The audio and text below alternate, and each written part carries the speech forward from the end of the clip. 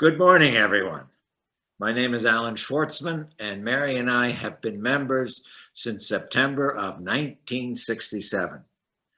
Let me take you back just to around that time.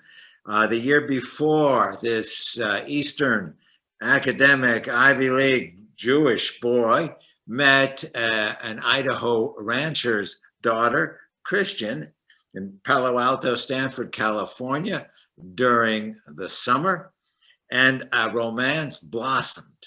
An unlikely romance, if you ask our parents, but one that brought us to Boise the following year as husband and wife.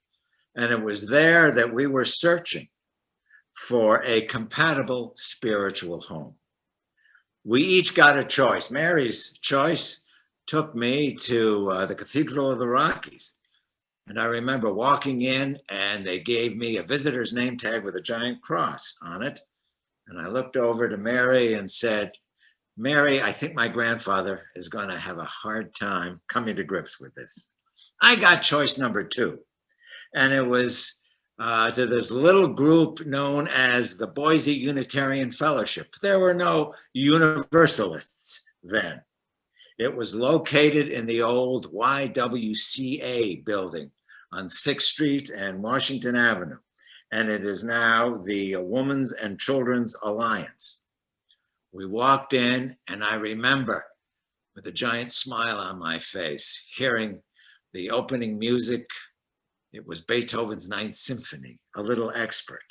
There was a wonderful homily given by one of the members on social responsibility and social justice during the upheaval of the Vietnam War. We were met at the door and greeted, and immediately felt at home in this little congregation of about 35 people.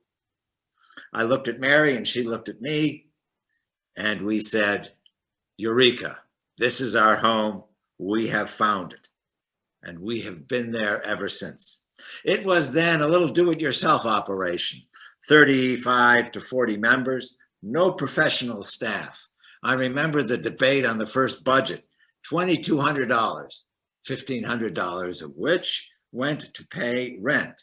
RE was generally in the home of one of the members. Look at us now. We stand on each other's shoulders. We pass the torch. We are all keepers of the flame of our flaming chalice. I remember I was asked to do a Seder service with the children at a member's home that year. And there was this little verse that we always give at Seder that resonated with me because it was so applicable to the fellowship.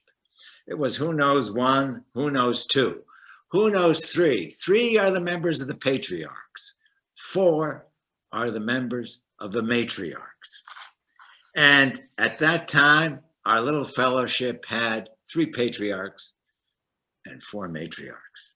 The patriarchs being Jim Tompkins, our de facto minister, John Harms, our sage and savant, and Jimmy Hopper, our musician and all things musical.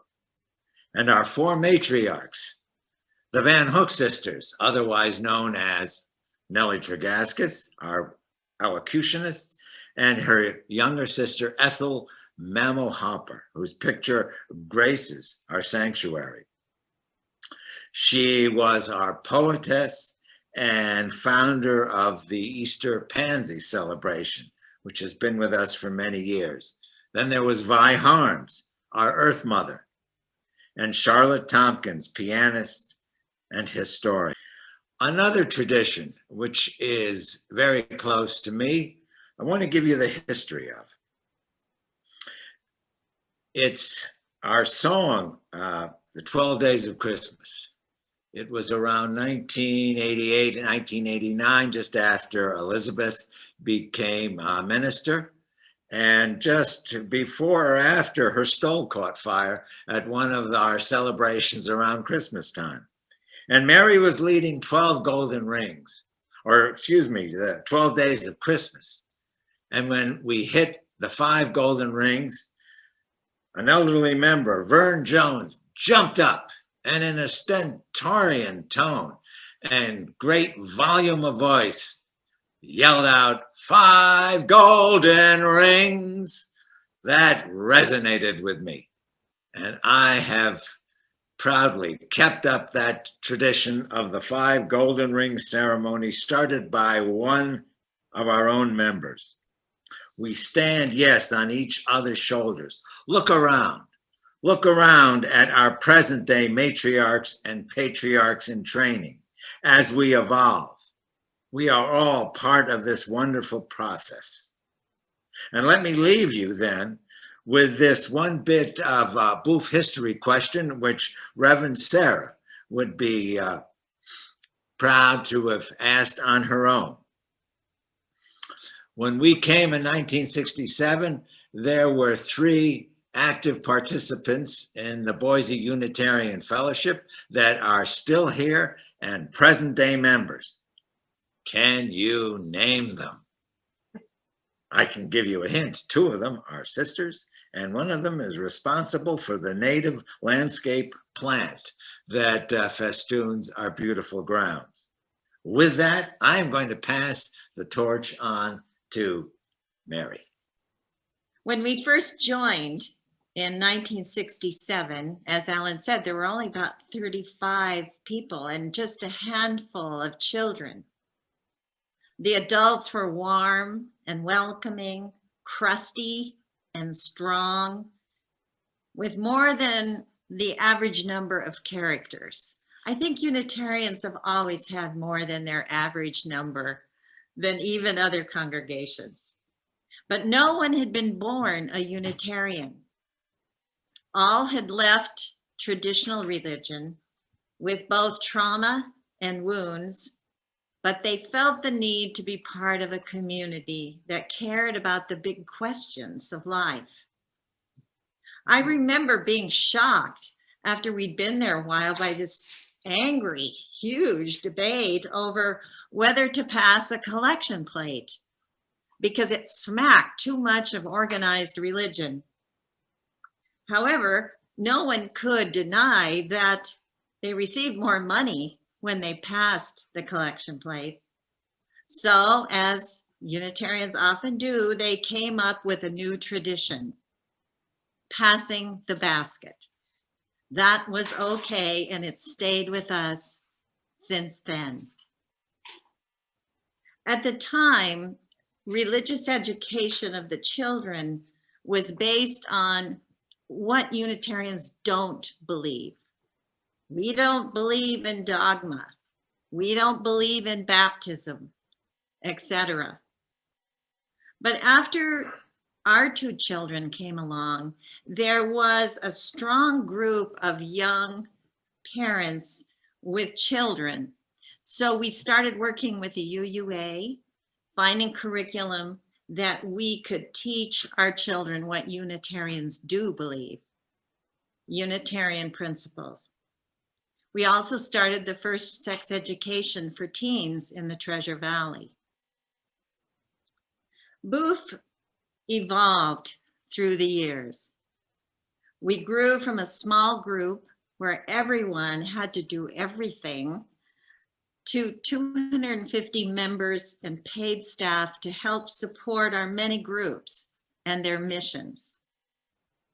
We went from no minister to a part-time minister to a full-time minister who not only married and buried us, but provided leadership and was our voice in the community. There wasn't a choir 53 years ago. We always had live music because of Charlotte Tompkins. She was so good at finding talent and making sure it was all live. But I was lucky to find 6 people willing to practice at least twice to sing 2 songs on a holiday.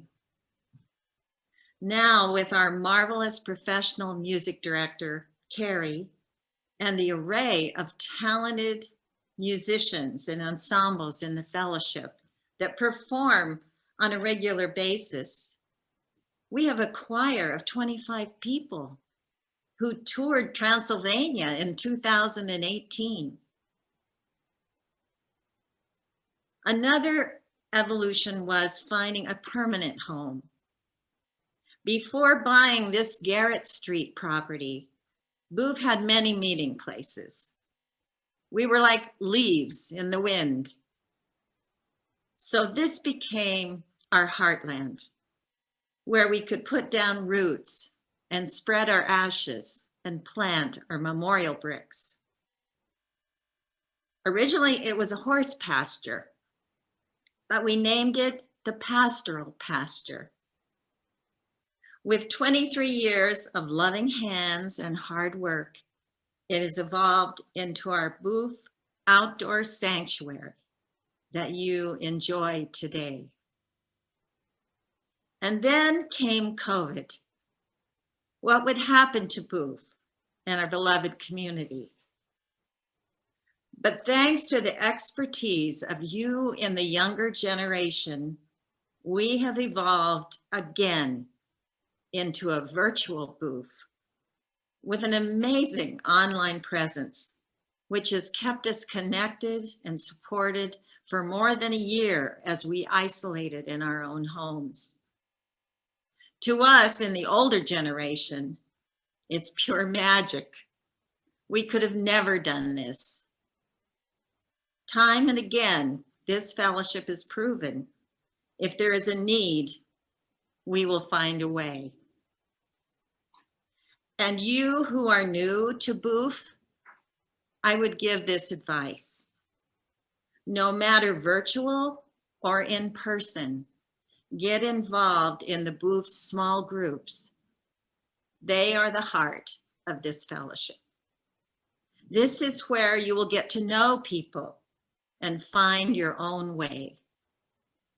To everyone, I would like to say, with great appreciation, we stand on the shoulders of those who came before.